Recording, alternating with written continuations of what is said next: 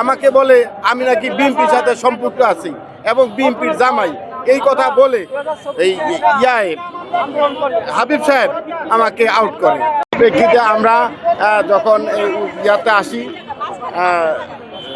তত্ত্বাবধায়ক সরকারের সময় আমরা আবেদন করি। আবেদন করলে আমাদেরকে নিয়োগ দেওয়ার একটা কথা আছে, কিন্তু সে আদর্শ বাস্তবায়ন করা হয়নি। আমাদেরকে সামান্য টুকটাক কারণে এই অহেতুক কাজ জঞ্জাট দেখে আমাদেরকে চাকরিচ্যুত করছে। যেমন আমাকে চাকরিচ্যুত করছে, আমার কোনো অভিযোগ নাই, কিচ্ছু নাই, পিছনের একটা অহেতুক ভেহিক্যাল অভিযোগ দেখাইয়া আমাকে বলে আমি নাকি বিএনপির সাথে সম্পৃক্ত আছি এবং বিএনপির জামাই, এই কথা বলে এই হাবিব সাহেব আমাকে আউট করে।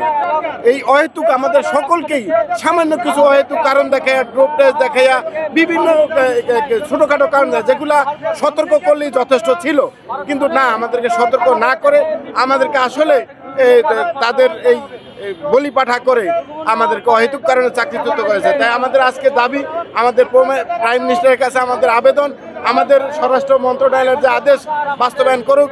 আমাদেরকে, আমরা অনেক কষ্টে আছি, আমাদেরকে পুনরায় নিয়োগ দেওয়া হোক, আমরা এটাই আমাদের কামনা। কতদিন যাবত চাকরিচ্যুত হয়েছে? আমি আজকে 5 বছর ধরে চাকরিচ্যুত হয়েছি। আমার শেষ কর্মস্থল ছিল তাজাট, রংপুর তাজাট থানা। ধন্যবাদ।